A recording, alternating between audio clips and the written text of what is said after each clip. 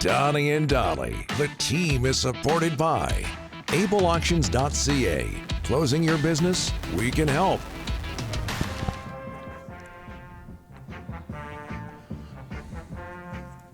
All today's guests, including Ray Ferraro, standing by, brought to you by the Vancouver Giants.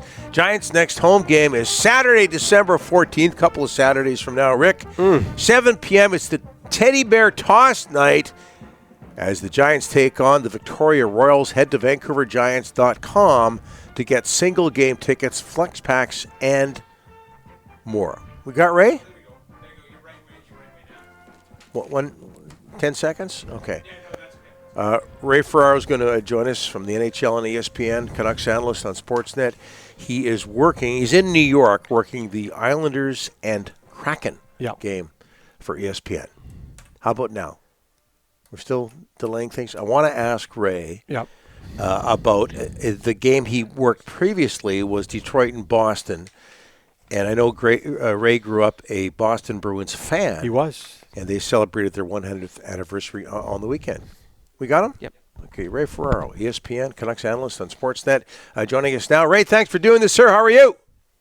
I'm doing good. I would have liked to have been there for that Centennial game. Man, like for our era, I'd like to have seen Bobby Orr and Johnny Busick and Phil Esposito, and Rick Middleton was my guy with the next group of players there, and I love that drone thing they did through the rink. Oh my gosh, that was amazing, and to see all the guys in it, Willie O'Ree, and man, I just thought it was awesome.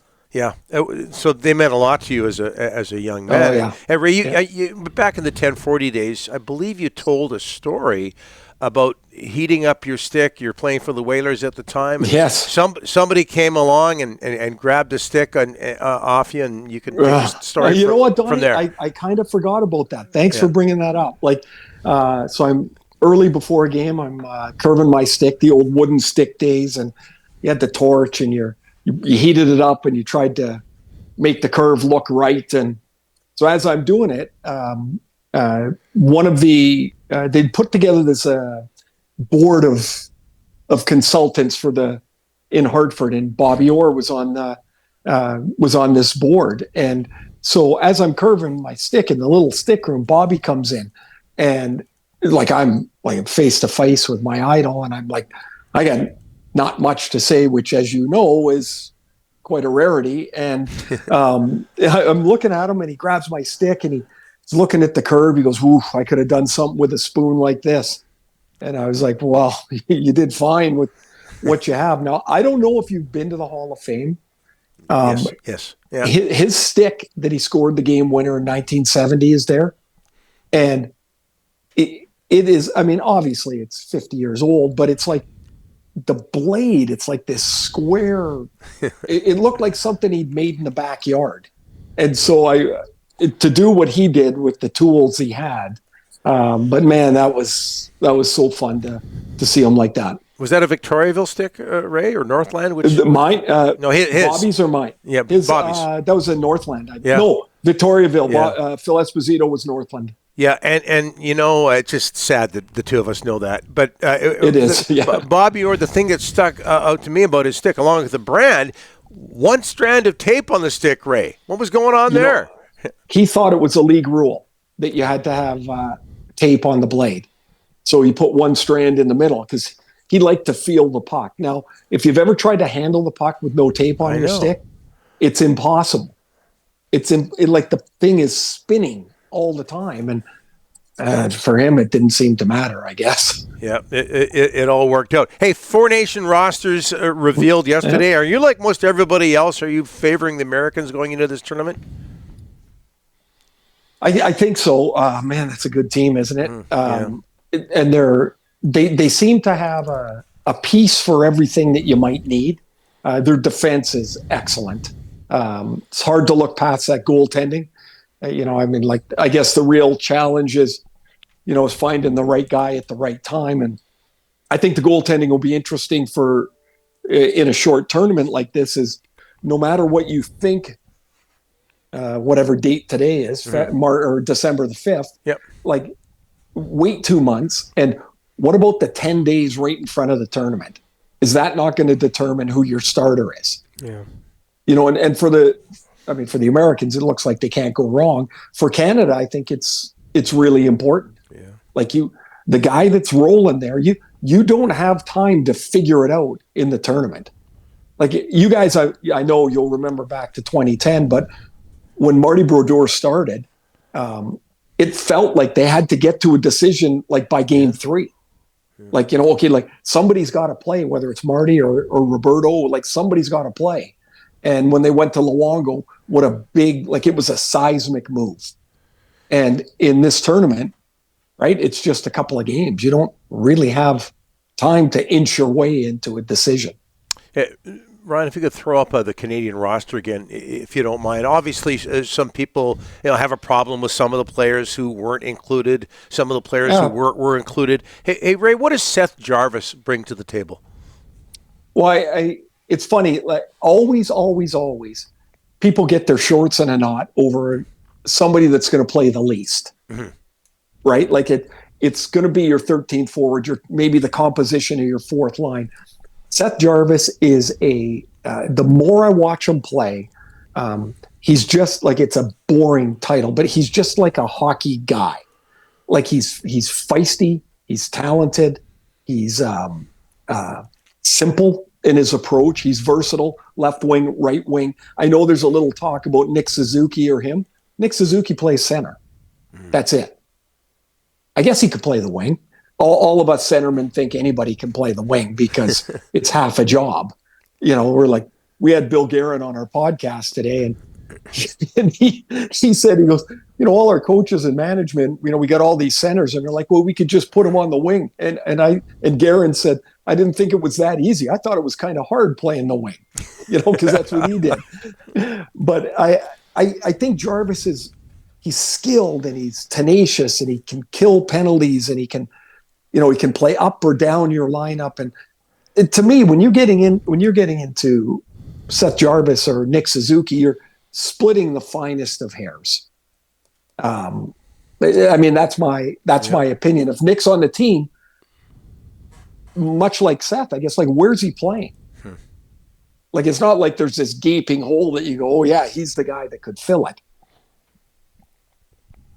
So I don't get quite as fired up as people might over these, because you're again, it's not like you're picking the 12th forward in the league or the 190th forward. You're picking the 12th forward or the 14th forward. Like they're all clumped together. What do you think the U.S. thinks with Tage Thompson and Cole Caulfield? Yeah. Right? Yeah. Like that's you got a hell of a team. Alex Tuck too. Ray, no Demko, Miller, Hronek, and the Canucks go 4-1-1, 9 points out of a possible 12 on that road trip. Really gutsy final game in Minnesota. They could have easily won that one in overtime. Yeah. That was a hell of a road trip by this hockey club. I'm thinking there was an old coach that used to talk about a rubber ball, that the harder you throw it against the wall, the harder it bounces back. And that's kind of what it seems to be with this team, is like the worse it looks, the better they play. Mm-hmm. And when I mean the worse it looks health-wise and Miller's departure and such, but you look at as that trip was rolling along and you're like even the game they lose in Pittsburgh, it's 5-1, the game's over, and then it's 5-4. Yeah. And there is something's been cultivated there. The word, of course, is culture, but it's been cultivated that they just don't lay down. They don't, no matter what we got, whatever's in the lineup, who's ever here, we don't worry about who's not here, and we play as hard as we can. And it was an impressive trip. Now they got to come home and, try and unspin the tire a little bit here and get moving, because Columbus can score. Like somehow Columbus can score. And I know they're in Edmonton tonight, but they're a pesky team. They really are.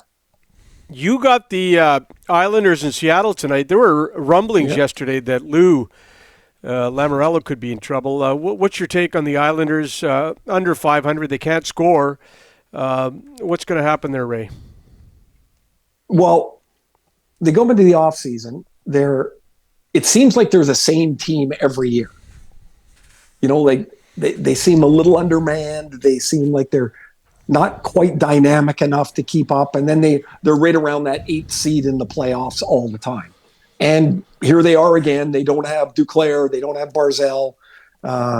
They don't have one of the defense. Pelech is missing. Adam Pelech is missing. Mike Riley's missing. Like they're significant pieces. Barzal, Duclair, and Pelech at the lead of that. So their idea is if they can hang in till those guys get back, then they can make a run. I would argue when those guys come back, they're at best the 8th playoff seed. Like there's nothing dynamic about the team. And, Bo Horvat's now gone 12 games without a goal. His whole game changes without Barzal. Yeah. Right? Like Horvat at his best, as we know, is a shooter. And while he can make a play, his strength is to shoot the puck. And he doesn't have a facilitator. So I don't think it's any real strange occurrence that his goals dip without Barzal in the lineup. Could Lou be in trouble? I don't think so. I mean, maybe at the end of the year they would do something, but changing a general manager in the middle of the year is really a strange one. Yeah. Because what's the new guy going to do? Unless the new guy you bring in, you give him a 5-year contract. Like, are you going to let a new guy come in with the interim tag and make a bunch of changes? Like, that doesn't make sense either. Ray, before we let you go, one more quickly, if you don't mind, just your opinion of the job the Flames, and I guess the Blue Jackets did, honoring Johnny and Matthew Gaudreau on Tuesday night. Well, I mean, in the building is one thing. On the TV side is another. The way that they honored the family and remembered Johnny and what he loved about the game and what he loved about Calgary, and then seeing his wife with his signature tattoo, and Ryan Leslie did an amazing job. He really did.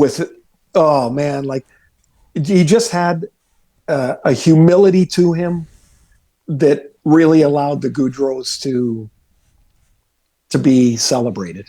I mean, the story is terrible every time you think about it. Mm-hmm.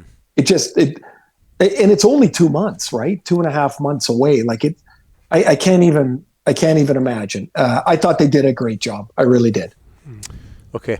We have a great question in our inbox, Delaney's OK Tire & Langley inbox from Frank, and we're going to get to it next week. It's something I always wondered about the job you do in between the benches. So we'll do that next week. We're out of time now. But you can look forward to that, Ray. I will. And Dolly, hey, yep. I just, I know it's early in December. I'm not sure we had a November shirt. I'm not sure we did. You're getting one. You're getting one, Ray. No, but yeah. November is now gone. Damn, you're right. Can't fool you. I know it. December guaranteed. Take her to the bank. Hawaiian next Thursday. I'm going to go buy a new one just for you. Awesome. Thanks, Ray. Have a good call tonight. Guys, enjoy it. I know you'll both be going to the Taylor Swift concert, so enjoy it. I'll tell you who is going. My wife's ready to go. There you go. I've been listening to Taylor Swift songs forever, so oh wow! I imagine it'll be quite a show. Yeah, she'll have company there. Thanks, Ray. Oh yeah, take care, guys. Appreciate it.